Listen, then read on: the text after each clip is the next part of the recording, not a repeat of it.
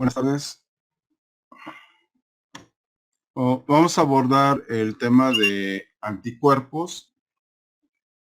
Si bien el título de esta presentación tiene como nombre anticuerpos, nos vamos a referir en general a los receptores que son capaces de reconocer al antígeno en la respuesta específica.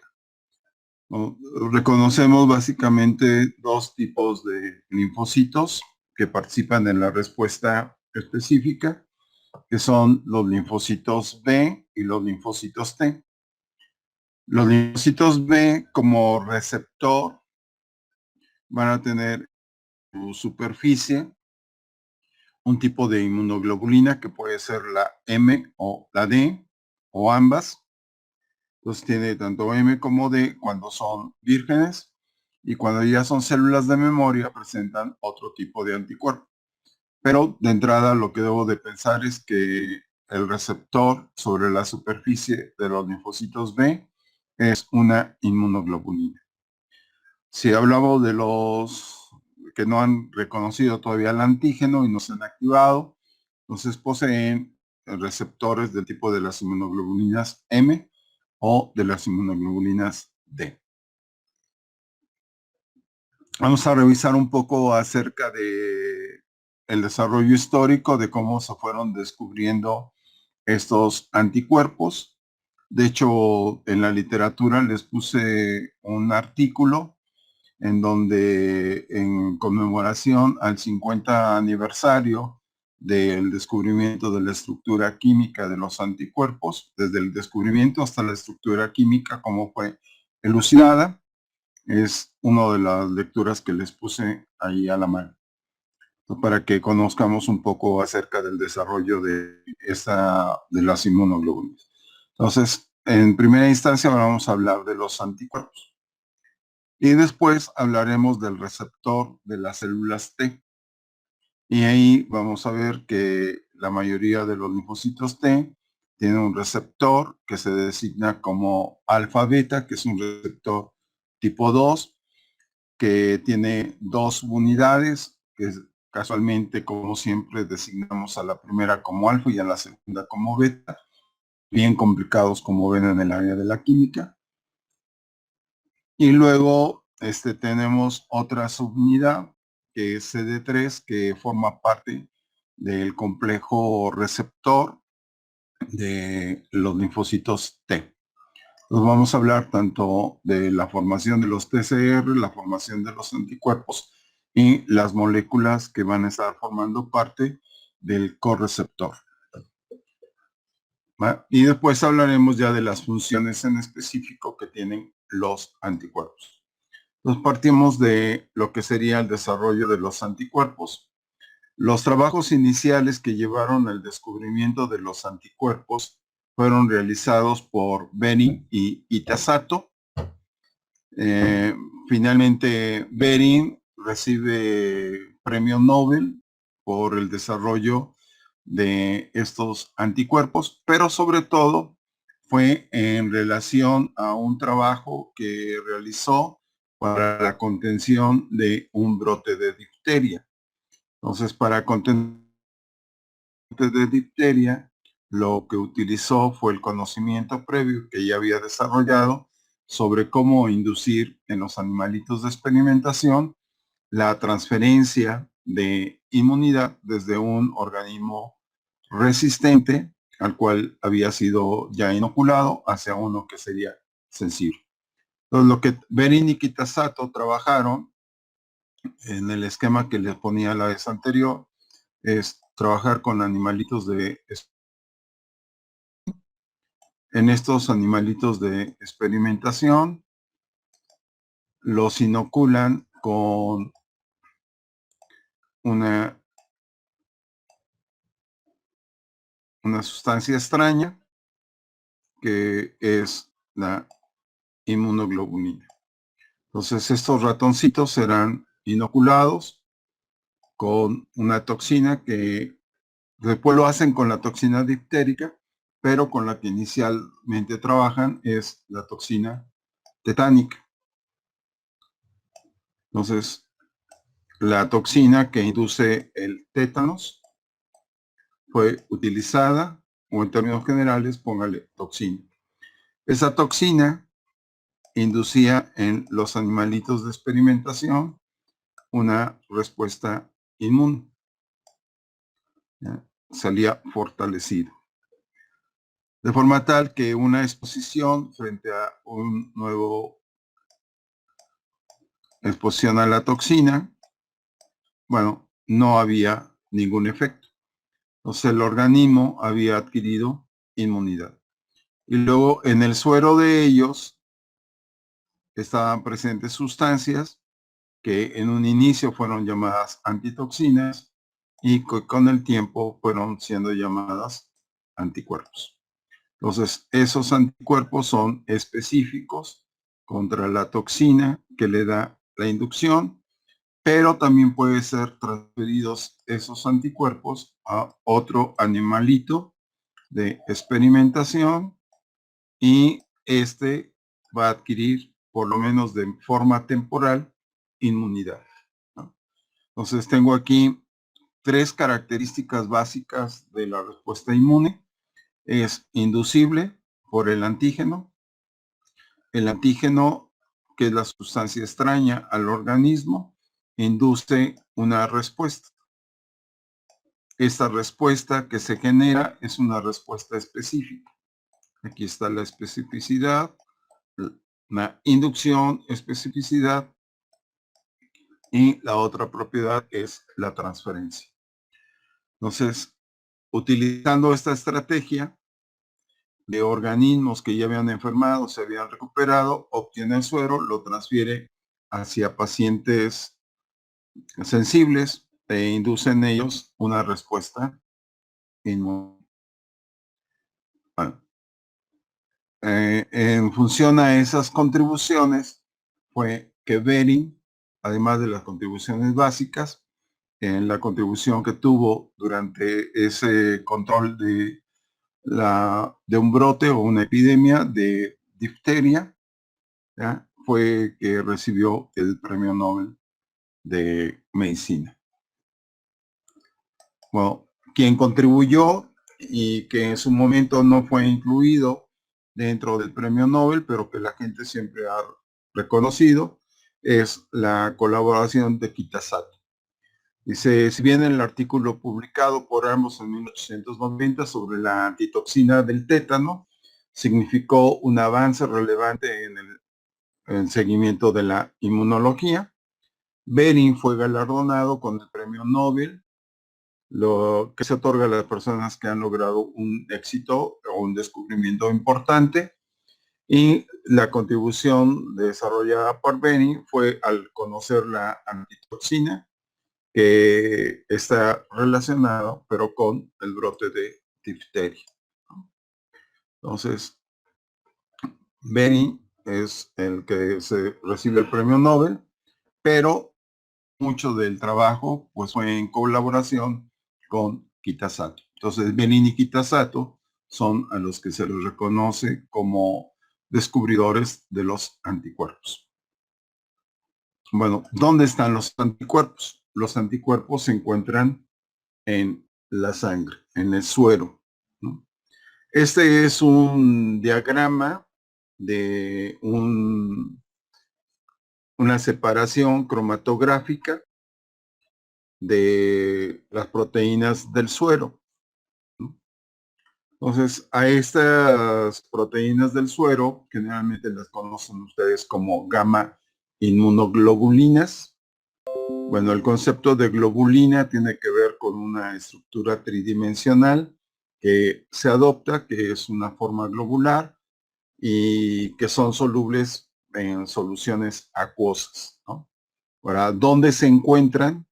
En el suero. ¿En qué parte del suero? Entonces, del suero, las proteínas séricas pueden ser separadas en diferentes fracciones. Los anticuerpos, en su mayoría, no todos, van a correr en la fracción gamma. Y de ahí que en sus inicios a estas se les llamó gamma inmunoglobulinas, ¿sí? Entonces, es lo que vamos a estar observando. Entonces, las proteínas al pH en el que se corren es un pH de 8.2. Entonces, ¿qué carga tendrían? ¿Positiva o negativa?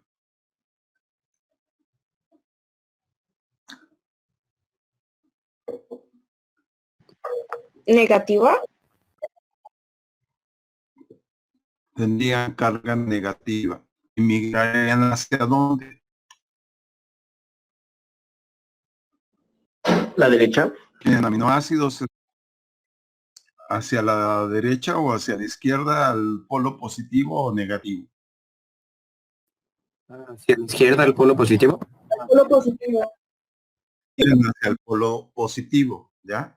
Entonces diría que tienen una carga y son aniónicas, es decir, que tienen cargas negativas. Y como iones negativos van a migrar hacia el polo positivo.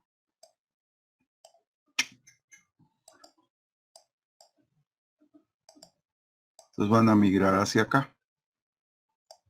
¿Ya? La que más migra y que es la más abundante, lo pueden ver con la intensidad o densidad, ya por densitometría, se determina es la principal proteína del suero, que es la albúmina. Y después de ahí empiezan las diferentes fracciones. La que menos se separa, ¿ya? La que menos se separa del punto de aplicación es la fracción gamma. Entonces tendrían la fracción alfa, ¿ya? Alfa 1, alfa 2, la fracción beta y la fracción gamma. Bueno, y la fracción que contiene a las inmunoglobulinas es principalmente la fracción gamma. Entonces, en esta, no todas son gamma, algunas se mueven en la región beta, ¿ya? Pero la principal, que es la inmunoglobulina G, es la de mayor concentración en el suero, se le llamó precisamente G porque corre en la fracción gamma. Entonces, es una proteína soluble en líquidos, es una globulina que tiene que ver con la respuesta inmune, entonces es una inmunoglobulina y que corre principalmente en la fracción gamma. De ahí que se le dio el nombre de inmunoglobulina G. ¿Ya? Y después se fueron describiendo las otras.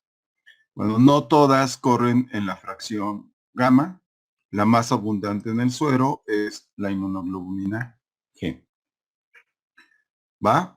Entonces, históricamente de ahí deriva el concepto de inmunogammaglobulina. Luego, cuando se trata de analizar la estructura, ¿ya? La estructura se hacen determinaciones, ¿ya? En cuanto a saber cuál es su peso molecular. Entonces, el peso molecular lo obtienen por cromatografía, ¿ya? Técnica de cromatografía de exclusión. Entonces, para que se pudiera dar todas las técnicas de cromatografía y de, bueno, electroforesis, si es que existen ahí. Entonces, tanto la parte de la cromatografía como la electroforesis posterior fue gracias al desarrollo de Tiselius. Entonces, Tiselius, desde el punto de vista de la química, fue el que desarrolló esta técnica de separación de macromoléculas y que es la cromatografía. Y después de la cromatografía, pues la aplicación de un campo electroforético, pues dio lugar a la electroforesis. Hablando de la cromatografía de exclusión, entonces están las columnas empaquetadas por una partícula que es porosa. Generalmente estas son partículas de Cefadex. Tienen un determinado tamaño de poro y va a permitir la obtención de las partículas. Las partículas se van a ir separando, ahí tienen la muestra, y se van a ir separando dependiendo de su tamaño. ¿Quiénes van a salir primero? ¿Las más grandes o las más pequeñas? Las más pequeñas. Las más pequeñas. Más pequeño. Dense cuenta aquí, tengo como las más pequeñas, las que están en verde, y las más grandes, las que están en rojo. ¿Qué es el tamaño de poro de la partícula del Cefadex? Es este tamaño de poro, aquí. Si ven el cursor, les pongo color. Sí. Esta es la ahí. Ese es el tamaño de poro. Entonces, las partículas grandes no pueden penetrar a través de la partícula del Cefadex. Y entonces se va a este recorrido por fuera. Mientras que las partículas más pequeñas, su recorrido va a ser, aquí están, se introducen,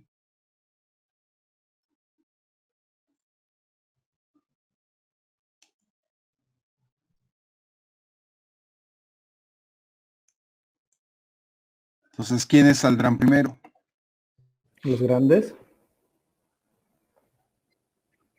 Las más grandes, ¿no? Entonces, por cromatografía de adhesión, se pueden separar las proteínas. Entonces, las proteínas de mayor tamaño son las que se separan primero. Bueno, si tengo marcadores de peso molecular y luego me pregunto en qué fracción están los anticuerpos, ¿ya? Y entonces van a encontrar el peso molecular de la inmunoglobulina. ¿Cuál es la inmunoglobulina que es más abundante en aquí? ¿Cuál es la inmunoglobulina más grande, más abundante del suero? Entonces tenemos que en el suero, la proteína más abundante, la inmunoglobulina más abundante es la inmunoglobulina G. Y si en esta fracción estoy obteniendo los anticuerpos, entonces estamos calculando el peso molecular de la inmunoglobulina G. Eso es lo que van a estar encontrando, ¿no? ¿Va? Entonces habría que determinar cuál es ese peso molecular. Bueno, de esta manera, ¿sí? Obtienen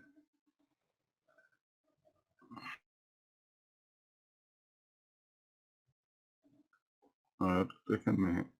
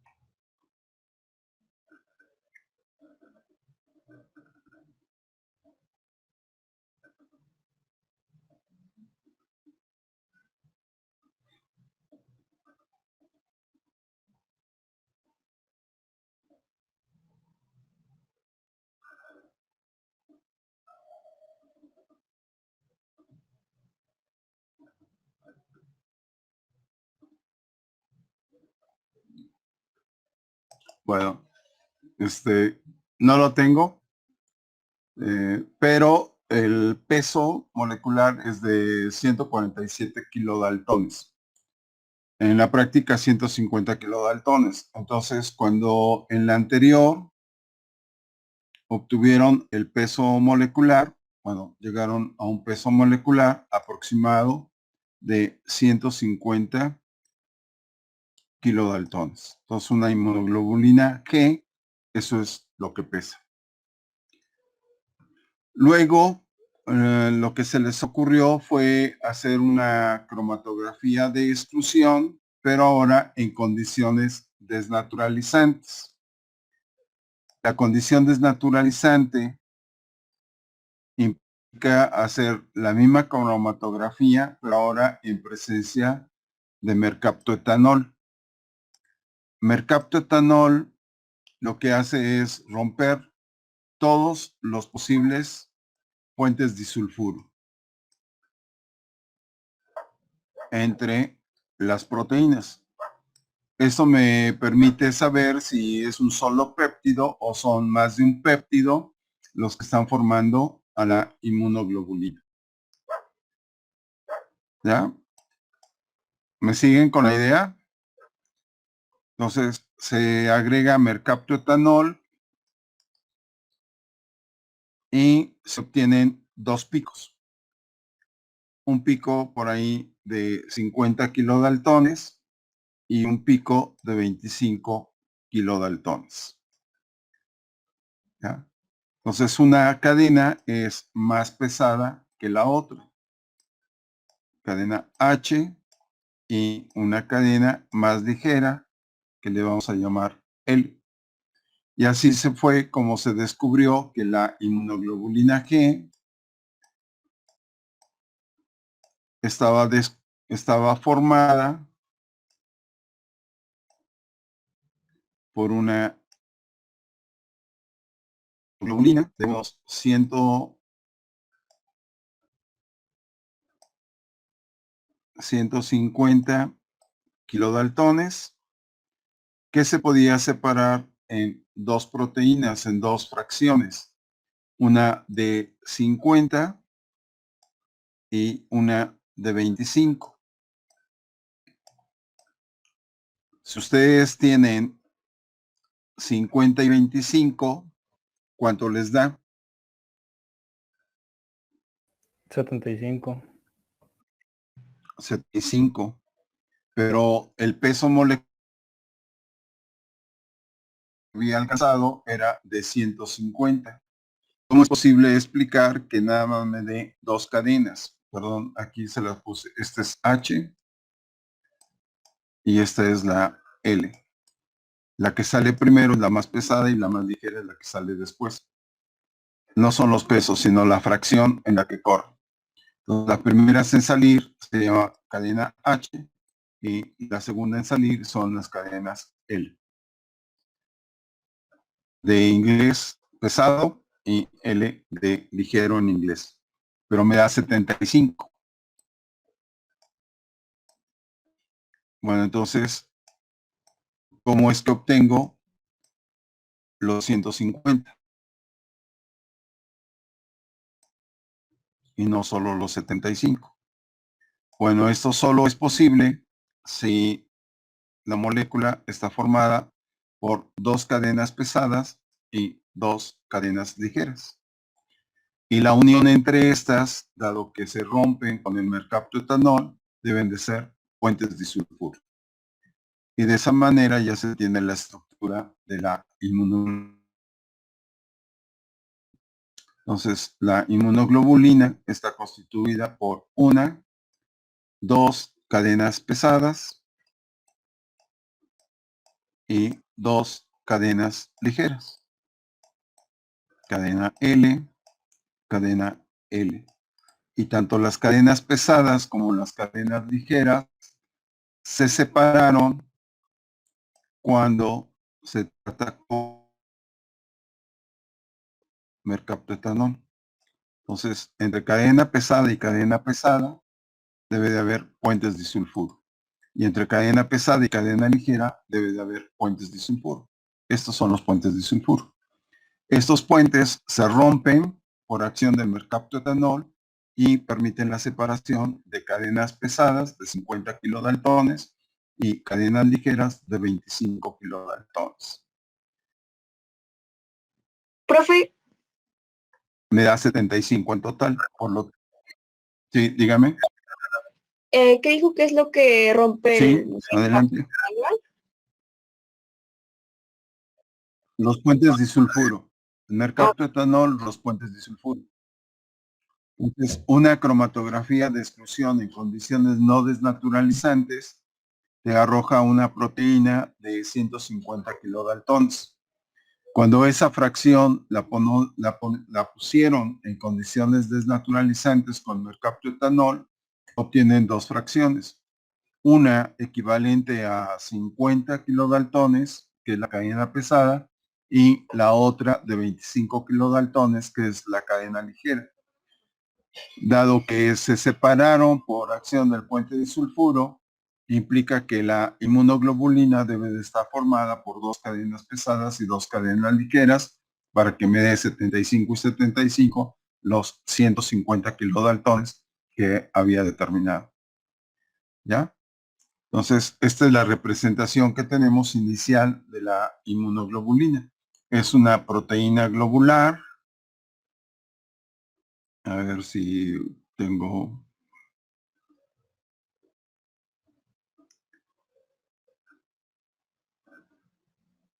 Bueno, la representación más próxima es esta. Aquí es una proteína globular. ¿Ya? Que va a estar formada por cadena pesada. Esta es una cadena pesada. Otra cadena pesada, que es esta que está aquí con rojo.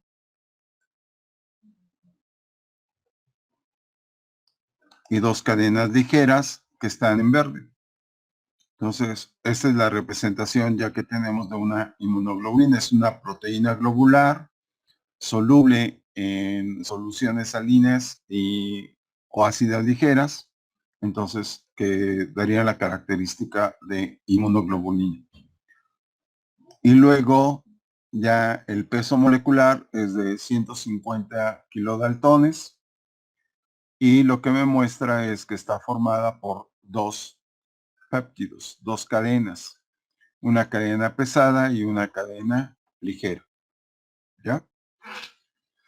Después de eso, los péptidos pueden ser cortados mediante proteasas.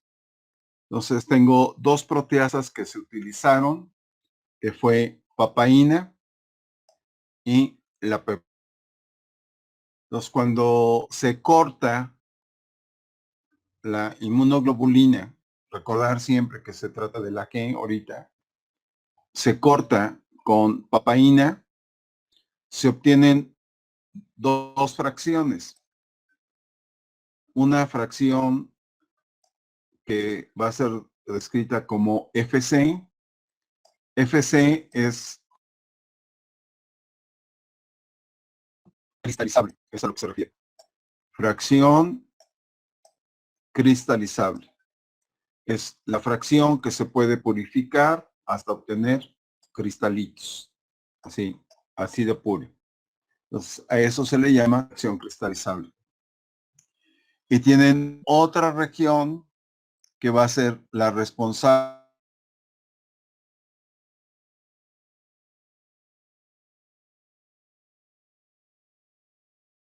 de un antígeno.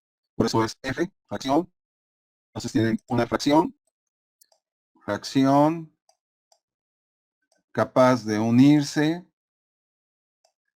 al antígeno. Y fue designada como FAB.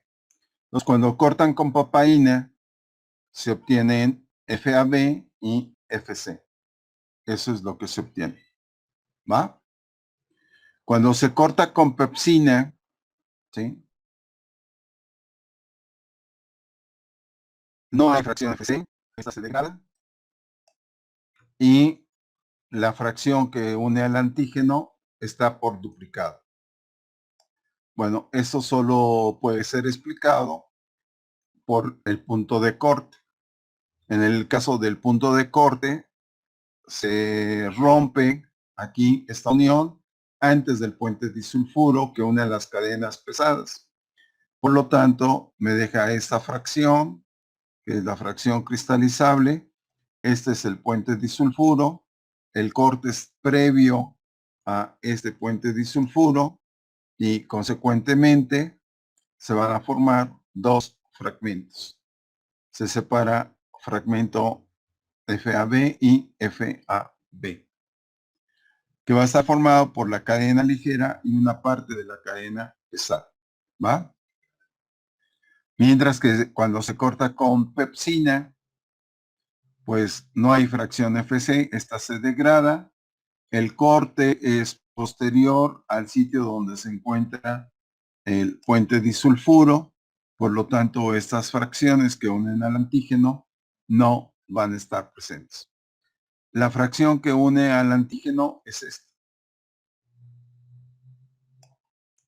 Esa es la fracción capaz de unirse al antígeno.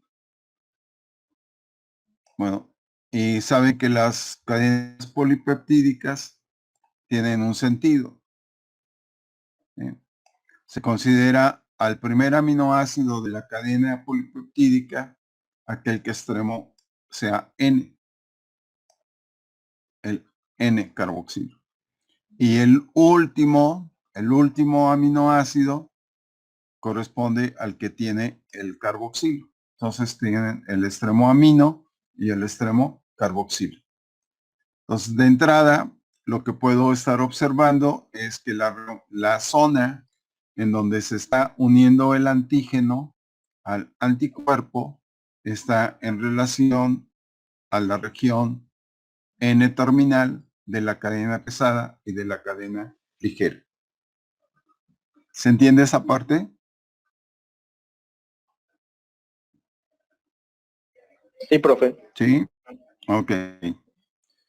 O si hablamos un poco acerca de la estructura de las proteínas, en cuanto a la estructura de las proteínas, puedo hablar de estructura primaria, que corresponde a la secuencia de aminoácidos que forman la cadena polipeptídica. En un extremo van a tener el extremo amino terminal y en el otro el extremo carboxilo terminal. Primer aminoácido, último aminoácido de la cadena polipeptídica. Y esta es la estructura primaria de las proteínas. Estas proteínas pueden, el plegamiento de esta cadena polipeptídica puede ser el de una estructura alfa hélice, es decir, con vuelta o giro hacia la derecha. Esta sería una estructura alfa hélice, o bien puede tener una estructura que es plegada, que se conoce como beta. Es estructura alfa o estructura beta. Y esto es la estructura secundaria. Entonces hay regiones que se pliegan preferentemente en estructura alfa, otras que se pliegan en estructura beta y otras que no se pliegan ni como alfa ni como beta. En general, muchas de estas son regiones ricas en prolina y lo que me genera son curvaturas en el péptido. Entonces, pero estructura primaria, secuencia de aminoácidos. La forma en cómo se pliega esa cadena polipeptídica puede ser en estructura alfa, beta o ninguna de las dos.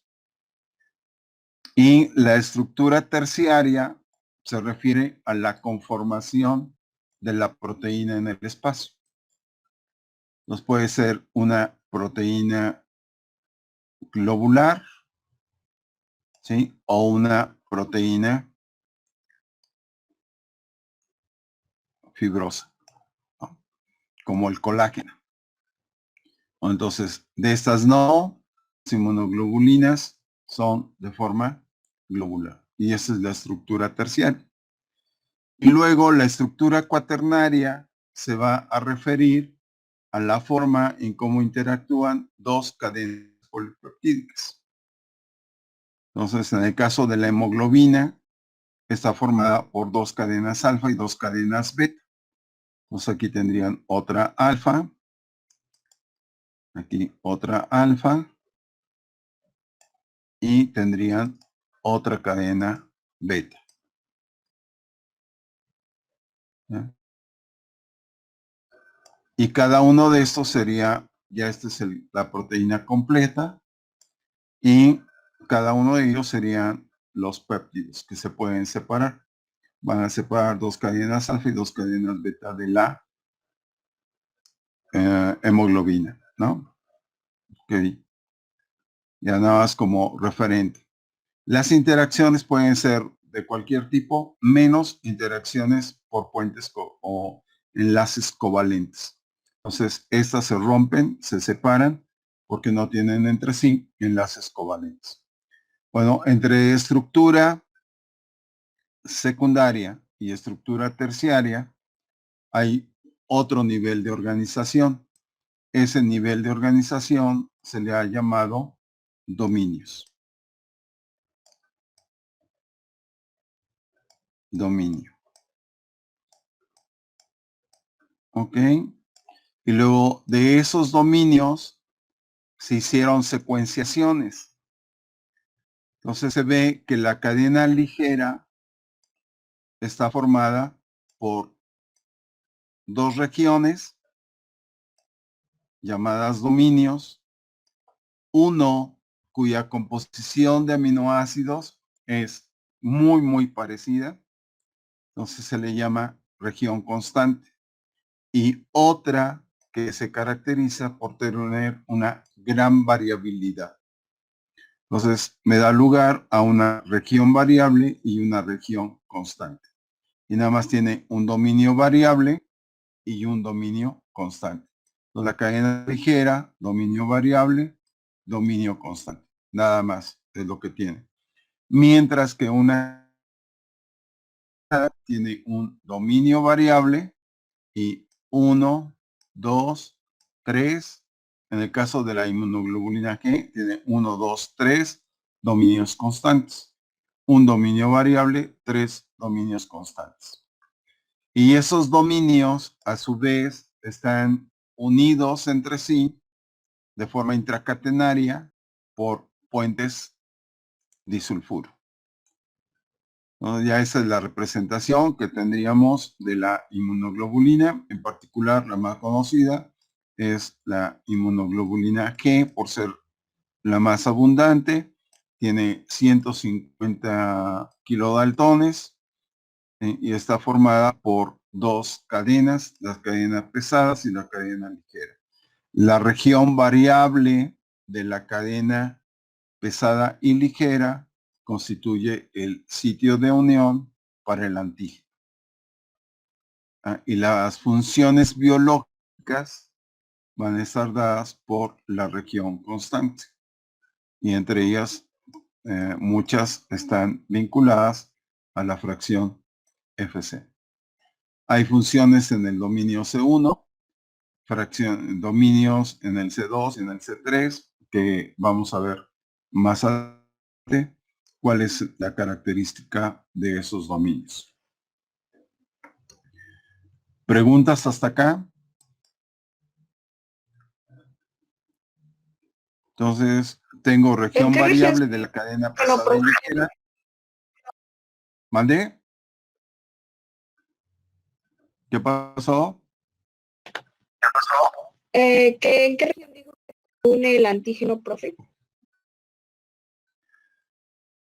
En la región FAB, y la región FAB, si ven el esquema, este es el sitio de unión del antígeno, pero está constituido por la región variable de la cadena ligera y la región variable de la cadena pesada. ¿Ya? Y esto es lo que va a formar la unión. Bueno, ya que tocó el tema, cada uno de estos, cada una de las partes del antígeno que es reconocida directamente por el anticuerpo, se llama epítope. o epítopo o determinante antigénico. Y la región del anticuerpo que se une directamente al epítope se llama parátopo. Y ese parátopo está determinada por ciertas regiones de la cadena variable, de la región variable de la cadena ligera y de la región variable de la cadena pesada.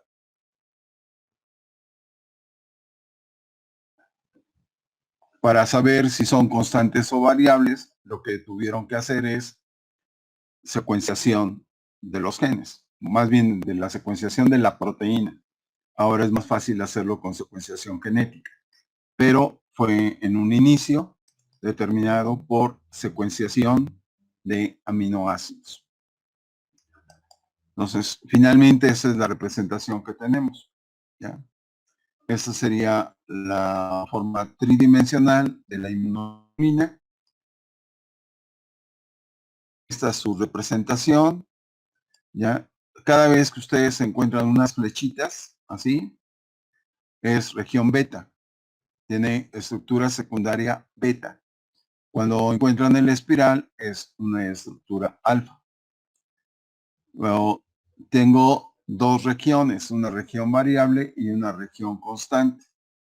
La región variable es la que determina la capacidad para unirse al antígeno.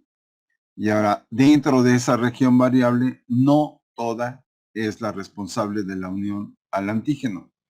Vamos a verlo en el siguiente esquema.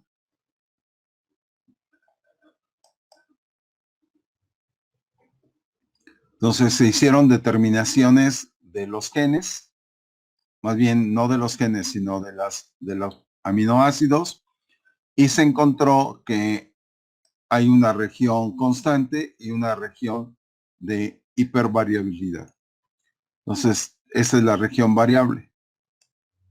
Y luego sería la región constante. Dentro de la región variable de la cadena pesada y dentro de la región variable de la cadena ligera, se obtienen regiones de mayor variabilidad y se conocen como regiones hipervariables. Esas regiones de hipervariabilidad se designan como CDR, que es región determinante o región complementaria del antígeno, o región determinante de complementariedad con el antígeno. ¿Ya? Es decir, que cuando se pliega la molécula, estas regiones de hipervariabilidad son las que van a quedar más expuestas. Aquí ya estaría plegada la proteína y esas regiones de hipervariabilidad son las que quedan expuestas y son las responsables de la unión directa con el antígeno.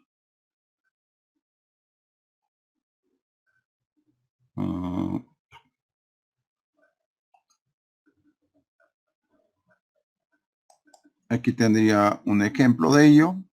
Bueno, son las regiones de complementariedad y vean, quedan hacia la parte más expuesta. Región de complementariedad 1, 2 y 3 y son las que directamente van a ser las responsables de la unión con el antígeno. Más bien con la parte del antígeno que es reconocida por el anticuerpo y que es el epítope. ¿Va? ¿Queda la idea? O sea, no toda la inmunoglobulina es necesaria para la unión al antígeno.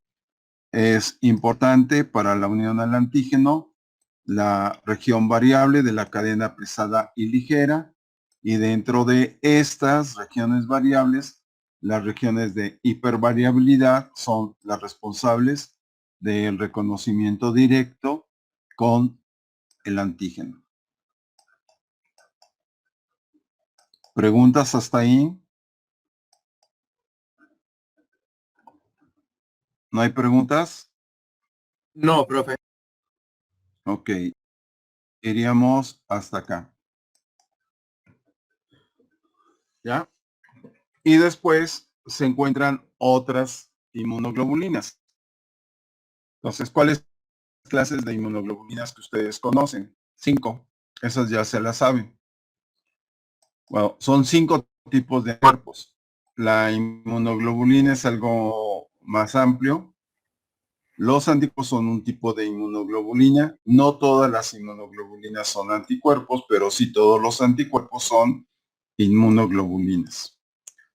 Entonces, son inmunoglobulina. A ver, en orden alfabético, ¿cuáles son? A, A. Inmunoglobulina A. Ok. Otra. D, D, D. Otra. E, E, E. La otra, pues G, es la G. y M. Y la última es la M. ¿Ya? Bueno, la que participa en la respuesta inmune inicial, la respuesta primaria, lo que primero van a estar generando es inmunoglobulina M. Y después se cambia hacia inmunoglobulina G. A eso le van a llamar cambio de isotipo. La inmunoglobulina G es la más abundante en el suero y la de mayor sobrevida. La inmunoglobulina E está relacionada con respuestas a infecciones parasitarias y cuando hay reacciones alérgicas se van a incrementar. La A se encuentra en las secreciones de las mucosas y en la leche materna. Y la D casi no se libera. Bueno, más bien no se libera, no tiene función, pero actúa como receptor. Entonces, la inmunoglobulina D y una forma de la inmunoglobulina M actúan como receptores. Entonces, vamos a hablar un poco de la estructura de estas otras inmunoglobulinas.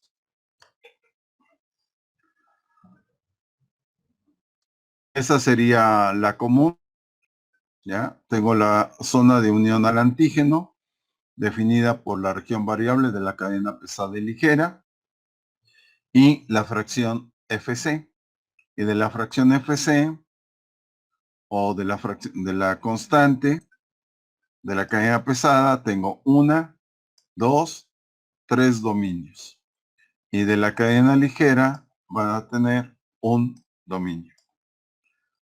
Entonces, este es el dominio o región variable de la cadena ligera, la región variable de la cadena pesada, la región constante de la cadena ligera, y esto se denomina como CH1 o dominio constante 1, CH sub 2, dominio constante 2 y CH sub 3, dominio constante 3. ¿Va? Bueno, así es como está la inmunoglobulina G. Y de la G tienen 3 grupos, 3 subclases. La clase es la inmunoglobulina. De esta clase A tengo 1, 2, 3 y 4 subclases, designadas como inmunoglobulina G1, G sub 2, G3 y G sub 4. Entonces, tengo una clase que sería la inmunoglobulina G, y de la clase de inmunoglobulina G tengo 4 subclases designadas como 1 a la 4. ¿Ya? Y cambian en cuanto al número de puentes disulfuro y tamaño. Luego tengo la inmunoglobulina A. La inmunoglobulina A puedo tener 2 tipos. Uno cuando está circulando en el suero, que sería esta estructura. Esta sería inmunoglobulina A. Igual de la inmunoglobulina A van a tener subclases que son A1 y A sub 2. ¿Ya? Pero la forma monomérica es la que se encuentra en el suero. Entonces, su forma sérica es un monómero. Cuando está en las secreciones, se presenta como un dímero. Es este el dímero. Ese dímero está unido por un péptido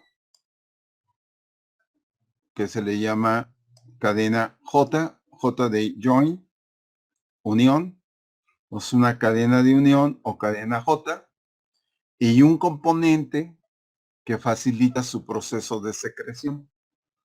Si esta es la luz de la mucosa, pues para que sea transportado a través de la luz de la mucosa, tiene que estar unido, ¿sí?, los dos monómeros a través de lo que es la cadena J, y todo el complejo debe de estar unido al componente secretor.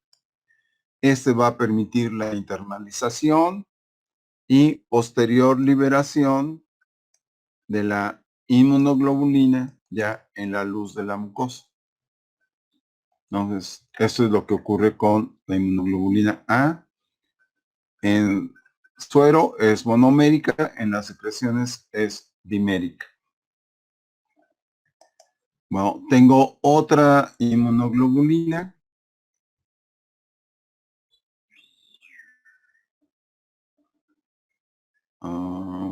No sé si puse todas.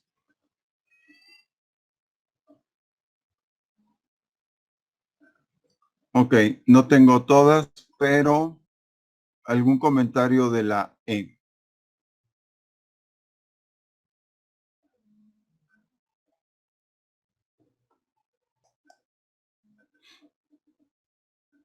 Entonces la inmunoglobulina E, si ustedes observan, tiene 1, 2, 3 y no 3, sino 4 dominios constantes. Entonces su cadena pesada es de mayor tamaño. Tiene un peso molecular más allá de 150 kilodaltones. La G, la A, la D tiene la misma estructura. ¿Ya? Ya cuando hablamos de la E, esta tiene un tamaño mayor. Y cuando hablamos de la M es un pentámero, que es este. Entonces, tiene 5 monómeros. Es lo que tendría la inmunoglobulina M. En teoría, ¿a cuántos antígenos diferentes puede estarse uniendo? ¿Cuántos sitios FAB tendría?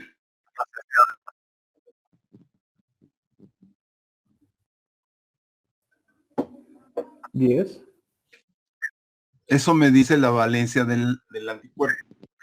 ¿A cuántos antígenos o determinantes antigénicos diferentes se puede estar uniendo? Por ejemplo, una inmunoglobulina G. Una inmunoglobulina G, ¿a cuántos antígenos se puede estar uniendo? ¿Cuántas regiones FAB tiene?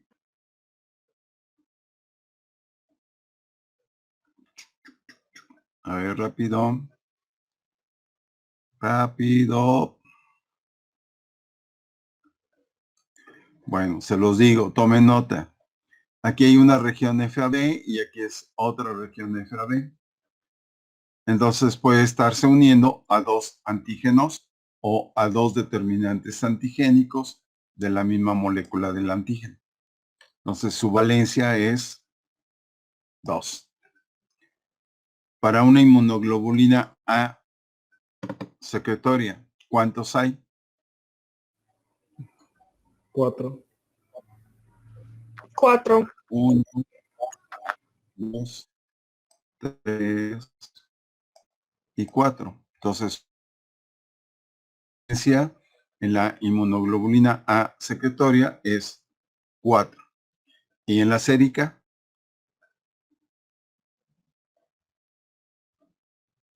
en la sérica, 2, 2. 2. 2. 2. Ok. Y la M, 10. 10. en teoría, serían 10. En la práctica, se une a 5 por impedimento estérico. Entonces, uno obstruye la unión del otro. Entonces, su valencia real es 5.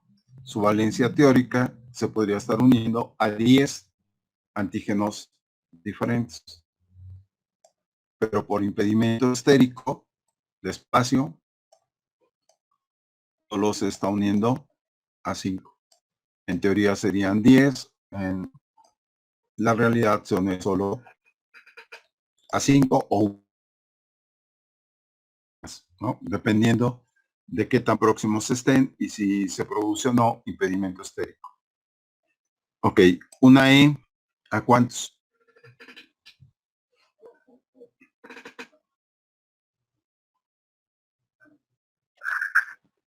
2. 2. Es la valencia del anticuerpo. 2, ¿no? Y aquí tienen los tipos, son 5. Tipos o clases, son 5. Las que mencionaba, la A, la D, la E, la G y la M. Y luego tengo subclases, 4 subclases de la A, no, 4 subclases de la G, 2 subclases de la A y las otras no tienen. ¿Ya? No hay subclases. Luego, estos mismos anticuerpos actúan como receptores. Cuando hablamos de una inmunoglobulina M o D de superficie, si aquí tienen 1, 2, 3, 4, 5, esta es una inmunoglobulina M. Y entonces lo designo como una inmunoglobulina M de superficie. Entonces, esa inmunoglobulina M de superficie va a tener una fracción externa, una región transmembranal y una cola intracitoplasmática, que sería esta. ¿Va? Ok. Entonces, toda proteína que tenga una región variable, una región constante, y de esta región constante tenga una extracelular, una intramembranal y una intracelular, corresponde a la estructura de una inmunoglobulina.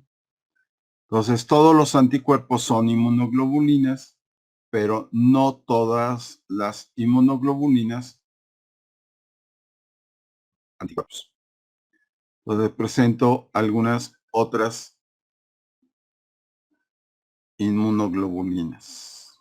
Déjenme ver dónde están.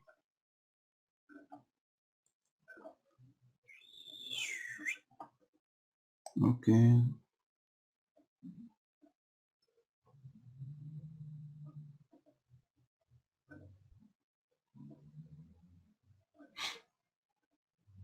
Bueno, creo que cargué una versión previa. Una inmunoglobulina de este tipo son el CD4, el CD8, la cadena beta, esas, incluso el MHC, son ejemplos de inmunoglobulinas. Se caracterizan por una región extracelular, con una región variable y una región constante, una cola intracitoplasmática que va a funcionar para la transducción de señal y una región transmembranal, ¿no? Entonces, de momento quédense con esa idea. Y vamos a hablar que los anticuerpos de superficie, los anticuerpos que están circulando, los receptores de tipo T, las moléculas coestimuladoras CD4, CD8, corresponden a inmunoglobulinas. Bueno, más bien al concepto de de una inmunoglobulina. ¿Va? Entonces, en general, no todos los anticuerpos son inmunoglobulinas, pero no todas las inmunoglobulinas son anticuerpos. Tengo otras que también cumplen esa característica. Bueno, si este es una inmunoglobulina M o una inmunoglobulina D, que son los receptores en antígenos, puede tener ambos, M y D. Estas inmunoglobulinas son las que se van a encargar de reconocer al antígeno. Y una vez que reconoce el antígeno, hay transducción de señal. Para la transducción de la señal van a participar la cola intracitoplasmática y estas proteínas de unión. En el caso de las proteínas de unión que forman el complejo receptor, todo este sería el complejo receptor. Está formado por una inmunoglobulina M o D de superficie y un par de inmunoglobulinas, que son la inmunoglobulina alfa y la inmunoglobulina beta. Estas son necesarias para que el receptor se una a la membrana, son necesarias para la transducción de la señal, son necesarias para que se dé la respuesta inmune. Sin estas, si no están estas, no hay expresión del anticuerpo y no hay función. ¿Ya? Entonces, son requeridas estas inmunoglobulinas tanto para la unión del anticuerpo a la superficie del linfocito como para la transducción de la señal y la activación del linfocito. Bueno, algunas de las funciones biológicas que tienen las inmunoglobulinas, ya veamos aquí, por ejemplo, ¿cuál puede ser capaz de atravesar placenta? ¿Sí? Si checamos aquí, transportada a través de la placenta. Va. ¿Quién? Ven, inmunoglobulina G, 1 sí, la 2 sí, la 3 sí, y la 4, pónganle no. Entonces la 1, la 3 y la 2 son las que pueden atravesar placenta. Por ejemplo, en la eritroblastosis fetal, cuando hay una incompatibilidad de la sangre materna, que es RH negativa, ella, y el producto es un RH positivo, se producen anticuerpos del tipo de las inmunoglobulinas G, y estas inmunoglobulinas G pueden atravesar placenta y pueden ayudar a la destrucción del eritrocito del bebé. ¿Va? Ahora, ¿cuáles pueden atravesar y encontrarse en los epitelios? Bueno, quienes tienen capacidad para afectarse va a ser la inmunoglobulina A. Entonces, la inmunoglobulina A en su forma dimérica es la que puede atravesar los epitelios y encontrarse en las mucosas. Ahí. En la leche materna, en el calostro, va a haber inmunoglobulina A y va a haber también inmunoglobulina, nada más que es sérica, y también va a haber inmunoglobulina G. Inmunoglobulina A, inmunoglobulina G. La que está en las mucosas es la inmunoglobulina A dimérica. La que participa en las reacciones de alergias que tiene que ver con la sensibilización de los mastocitos es la inmunoglobulina E, preferentemente. ¿Ya? Las que median los procesos de opsonización y fagocitosis van a ser la inmunoglobulina G y la inmunoglobulina M. La que es capaz de activar complemento tienen la M y la G. Aunque aquí les aparezca la A, esto no es cierto. Nada más es M, son las que son capaces de activar la vía de complemento. ¿Va? Entonces aquí tienen funciones. Y todas estas funciones están determinadas más bien por la fracción FC. El que una inmunoglobulina E se pueda unir a la superficie del mastocito lo hace a través de la fracción FC. El que pueda atravesar placenta lo hace a través de la fracción FC. La inmunoglobulina A, para que se pueda unir, ¿sí?, y aparecer en forma secretoria, pues depende de la fracción FC. Entonces, su capacidad para atravesar placenta de la G depende de su fracción FC. La vida media de la inmunoglobulina depende de la fracción FC. La capacidad para activar complemento depende de la fracción constante. ¿Ya? Entonces, las funciones biológicas están más bien determinadas por la región constante que por la región variable. Y la región variable es la responsable de la unión al antígeno, pero todas las demás funciones, como sería la neutralización de toxinas, la opsonización facilitando la fagocitosis, la activación de las células NK y de los neutrófilos mediante un mecanismo que vamos a llamar como citotoxicidad dependiente de anticuerpos, que es la fracción FC. La sensibilización de los mastocitos, región constante. La activación de complemento, fracción constante. ¿Va? ¿Hasta ahí preguntas? No, profe. No. Ok. Ese sería el anticuerpo, ¿no? Ok. Antes de pasar a ver más sobre funciones y la estructura, ahora quiero hacer la analogía de lo que es la inmunoglobulina con respecto al receptor de las células T. A ver.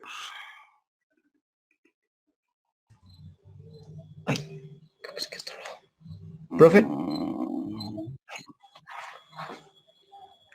¿Qué pasó?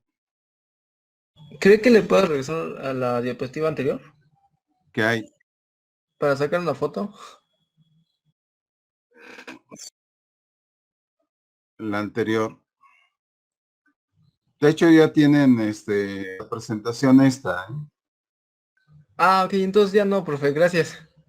¿Cuál quiere? ¿Dónde No, ¿cuál son? quieres? ¿Cuál quieres? Esa mera, esa mera. ¿Esta?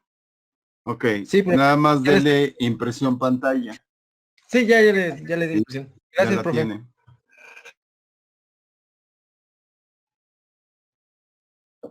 Ok. Bueno, lo que me di cuenta es que aquí no tengo de TCR. Voy a seguir hablando de lo que sería la inmunoglobulina. Bueno, aquí es la inmunoglobulina G y la inmunoglobulina M de membrana. Entonces, igual tiene una región variable, una región constante que está por fuera de la membrana, una región transmembranal y una cola intracitoplasmática. En esta cola intracitoplasmática, ahí van a encontrar unas regiones que van a ser susceptibles de activación por medio de fosforilaciones. Entonces, a estas les vamos a llamar ITAM. ITAM. Y los ITAM son motiv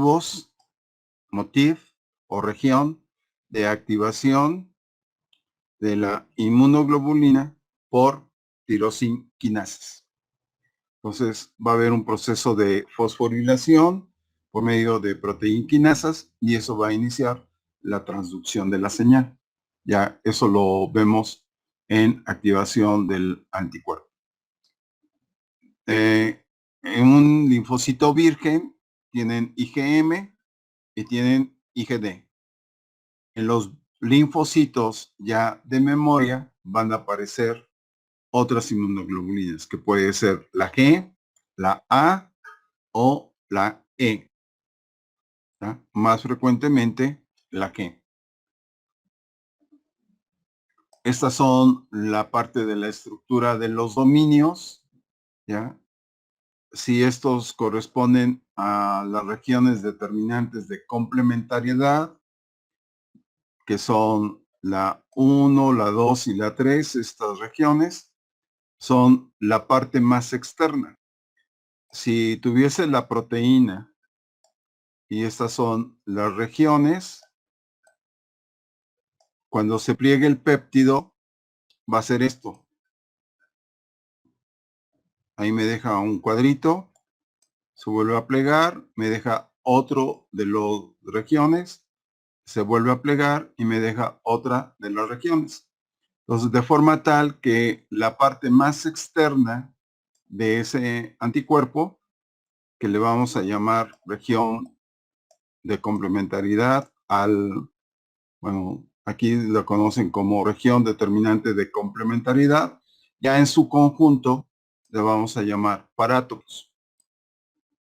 Y el parátopo es la región del anticuerpo que se une directamente a la región determinante del antígeno que se llama epítope. Entonces, esta región, aquí en esta zona, debe de estar el parátopo y que resulte compatible con la región del determinante del antígeno, que sería el epítope. Estos son otros tipos de inmunoglobulinas, ¿ya? Esa es la que buscaba hace rato. Entonces, los TCR o receptores de la célula T son también inmunoglobulinas. Los MHC clase 1 y clase 2 son también inmunoglobulinas. C4, C8 son inmunoglobulinas. CD28, CD40, que son proteínas de interacción, también son inmunoglobulinas.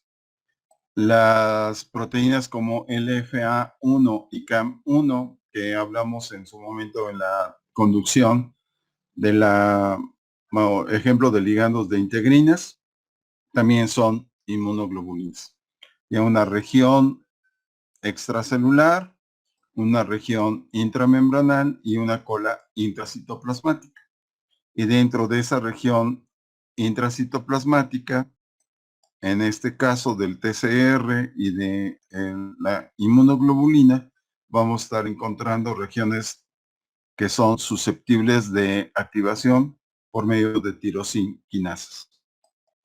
En el plegamiento, aquí sería un ejemplo del plegamiento, vean, región variable y constante, y estos son las regiones determinantes de complementariedad que quedan hacia la parte más externa cuando la molécula se pliega y que son los responsables directos de la unión con el antígeno.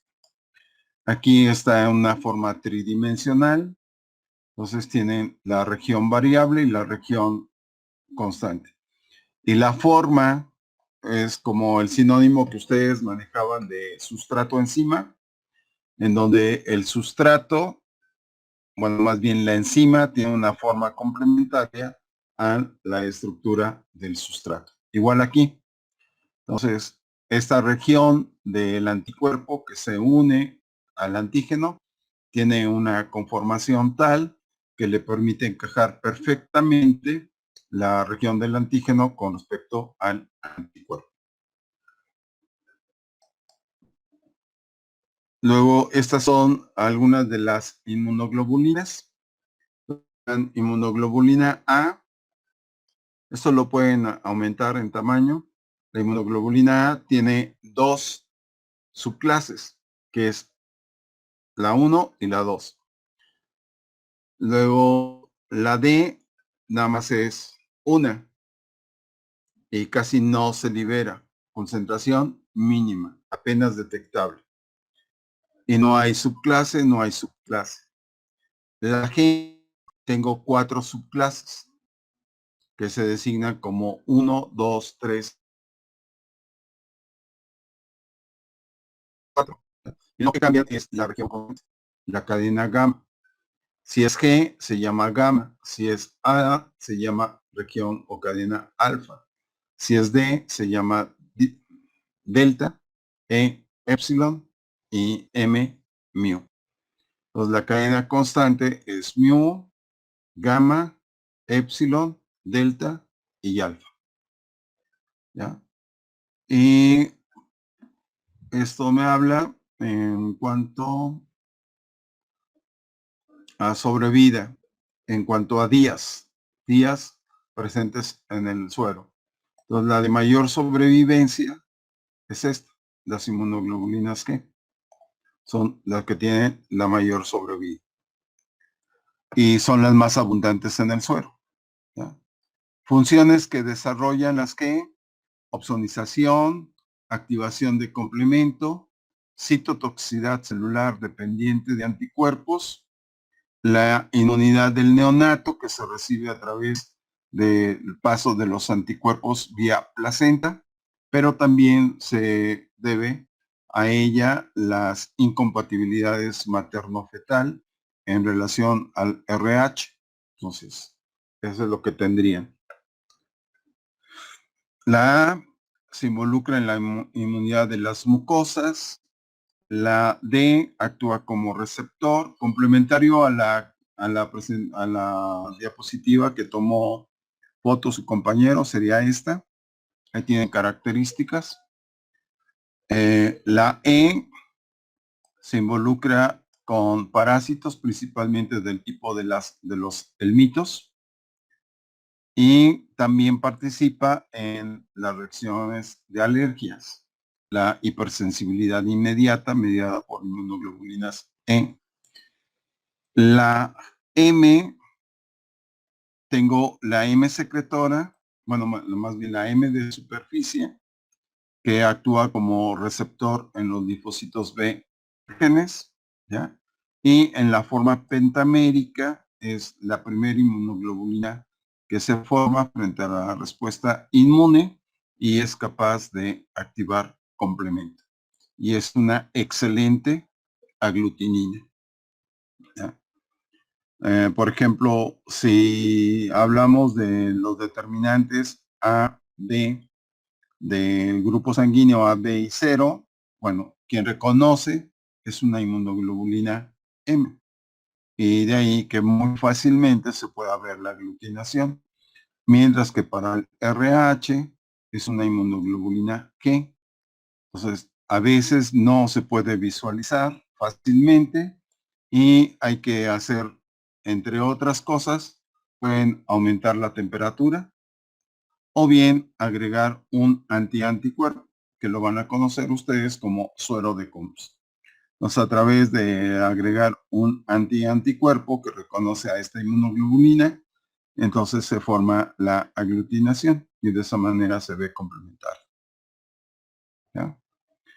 La molécula es a través de la fracción FAB, es la que se puede estar uniendo a los determinantes antigénicos en estar próximos o distantes. Y lo que facilita la flexibilidad de la molécula es la región FC. En la región FC, donde están esta región se llama región bisagra. A ver, si hablamos de la inmunoglobulina, aquí tengo este esquema. Esta es la región bisagra, de lo que permitiría abrir o cerrar más para poder reconocer esos determinantes. ¿Ah? Y aquí me habla de la complementariedad, ¿ya? Es de una inmunoglobulina de superficie y una inmunoglobulina liberada, ¿no? Habla igual de una región variable, una cola intracitoplasmática, ¿ya? Y una región transmembranal, ¿ya? Y esto es lo que facilitaría la parte de reconocimiento. Aquí, bueno, un poco adelantándonos, ya, lo que primero se expresa es inmunoglobulina M o inmunoglobulina D, cualquiera de los dos. Se da la activación y ya cuando quedan como células de memoria, el anticuerpo de superficie puede cambiar hacia G, E o A.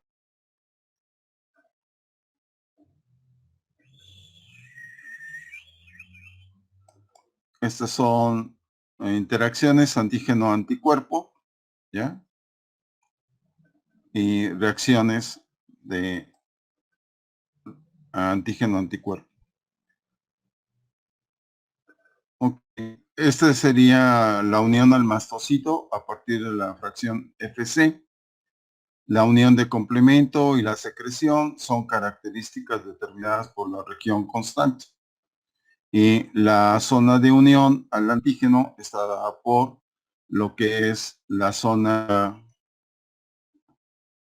de la región variable, de la cadena pesada y de la cadena ligera. Bueno, todo sobre estructura de anticuerpo. La siguiente, vamos a hablar sobre, a ver si se los dejé así. Entonces, implica que les voy a dar primero todo lo de anticuerpos, diversidad de anticuerpos, que tengo que regresar a ver cómo están organizados los genes de las inmunoglobulinas y por qué puedo tener una gran diversidad de anticuerpos. Y tendría que hablar también del proceso de maduración de los linfocitos B y que tiene que ver con el rearreglo de los minigenes encargados de la expresión de las inmunoglobulinas. ¿Ya? Eso es lo que veríamos, diversidad de los anticuerpos.